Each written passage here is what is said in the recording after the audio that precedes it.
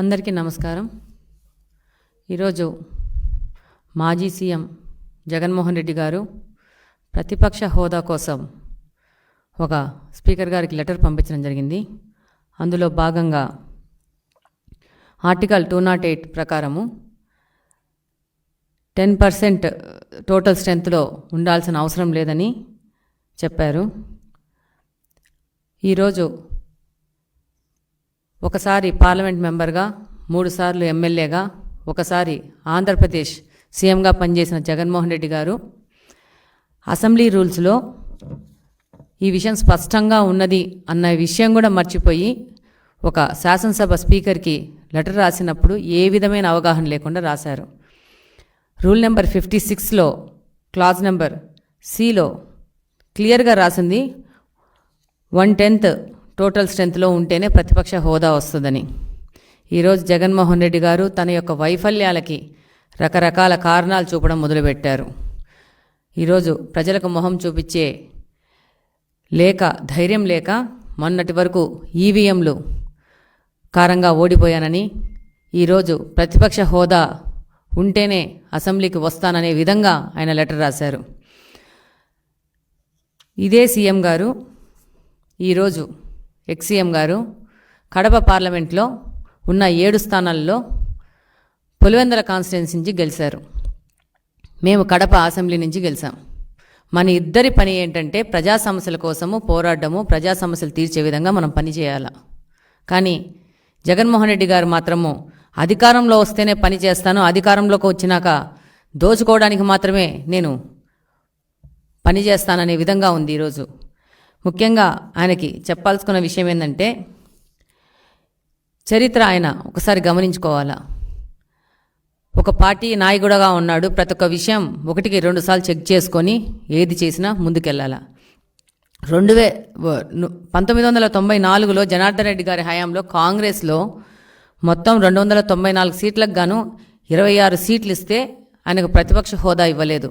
అలాగనే ప్రమాణ స్వీకారంలో ఆయనను ఆల్ఫాబెటికల్ ఆర్డర్లోనే పిలిచారు. కానీ తెలుగుదేశం పార్టీ యొక్క గొప్పతనం ఏంటంటే, ఈసారి జగన్మోహన్ రెడ్డి గారికి 11 సీట్లు వస్తే ఆయనని మంత్రులైన వెంటనే ఆల్ఫాబెటికల్ ఆర్డర్ లేకుండా ముందుకు తీసుకుపోవడం జరిగింది.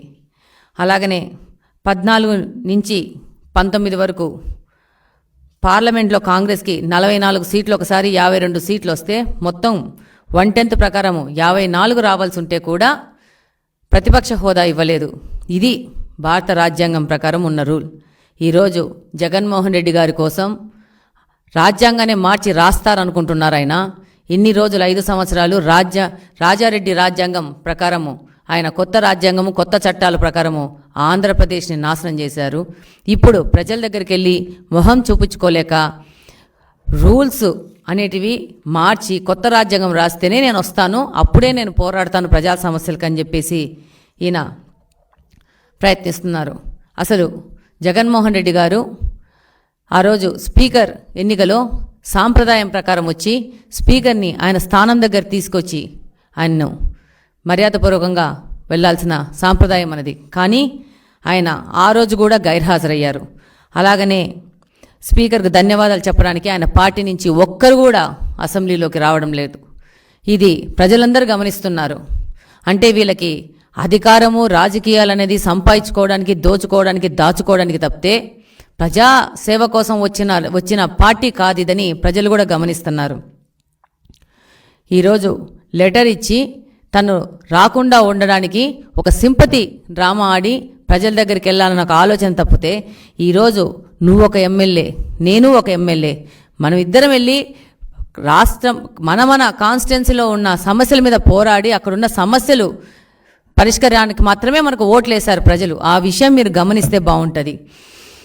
ఈరోజు మీరు అన్నీ మర్చిపోయినారు. ఆ రోజు 2019లో 23 సీట్లు వచ్చిన తెలుగుదేశం పార్టీలోంచి 6 మంది శాసనసభ్యులను పీకేస్తే ప్రతిపక్ష హోదా కోల్పోతుంది తెలుగుదేశం పార్టీ అనేసి ఆ రోజు అందరి మధ్యన రికార్డులో ఉంది మీరు మాట్లాడిన మాటలు.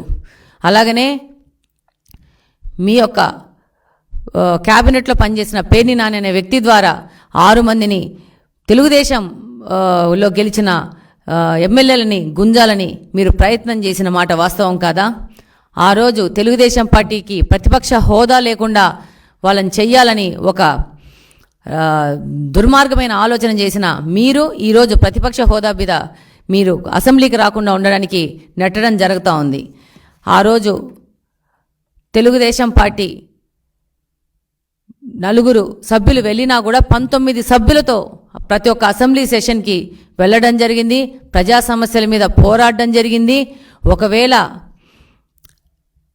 మీరు ఏ విధమైన అవమానాలు చేసినా దాన్ని భరిస్తూ ప్రజల పక్షాన్ని నిలబడడం జరిగింది తెలుగుదేశం పార్టీ. అలాగనే 14 నుంచి 19 వరకు మీరు ప్రతిపక్షంలో ఉన్నప్పుడు రాకపోతే మా యొక్క తెలుగుదేశం ఎమ్మెల్యే ప్రజా సమస్యల మీద పోరాడడం జరిగింది. మీకు బాగా తెలుసు, గౌతు శిరీష గారు ఆఫ్షోర్ ప్రాజెక్టుకు నిధులు ఇవ్వకపోతే నిరసన కూడా చేశారు. ఈ విధంగా మాకు మా నాయకుడు మీరు ప్రతిపక్షం లేకపోయినా కూడా పోరాడాల నుంచి 14 నుంచి 19 వరకు మాతోనే క్వశ్చన్స్ వేయించుకొని మాతోనే పరిష్కార మార్గంగా పోరాటాలు చేపించారు. ఈరోజు మీరే పరిస్థితిలో వస్తున్నారంటే మీకున్న 11 మంది ఎమ్మెల్యేలను అసెంబ్లీకి పోకుండా ఇలాంటి చొడ్డులు చెప్పి ప్రజా సమస్యలకు దూరం పెట్టి ప్రజా సమస్యలకు పోరాడే విధంగా లేకుండా మీరు ఈ పార్టీని చూసుకుంటున్నారు.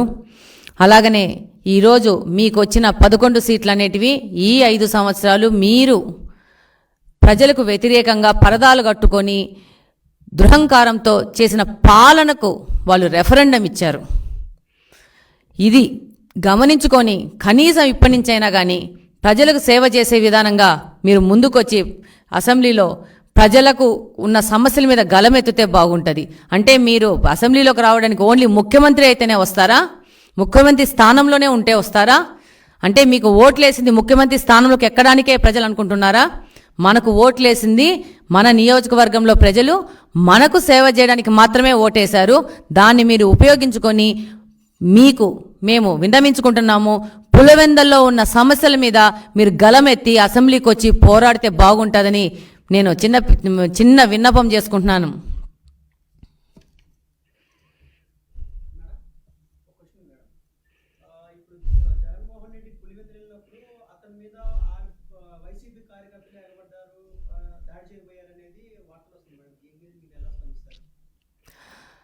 డెఫినెట్గా జగన్మోహన్ రెడ్డి గారు ఈ 5 సంవత్సరాలు చేసిన పరిపాలనలో ఆంధ్రప్రదేశ్లో ఎక్కడ తిరిగినా కూడా ఆయన మీద దాడులు జరుగుతాయి. ఒక పులివెందులైనా కాదు, ఏ ప్రాంతంలో పోయినా దాడులు జరుగుతాయన్న విషయం ఆయనకు తెలుసు. ఆ తర్వాత మరుసటి రోజు బెంగళూరుకు పోయినా కూడా అక్కడ కూడా వచ్చేసి దాడులు చేసినారని మనం మీడియా ద్వారా తెలుసుకోవడం జరిగింది. ఈరోజు ఆయన పాలనలో నష్టపోని వ్యక్తి అంటూ ఎవరూ లేరు ఆంధ్రప్రదేశ్లో.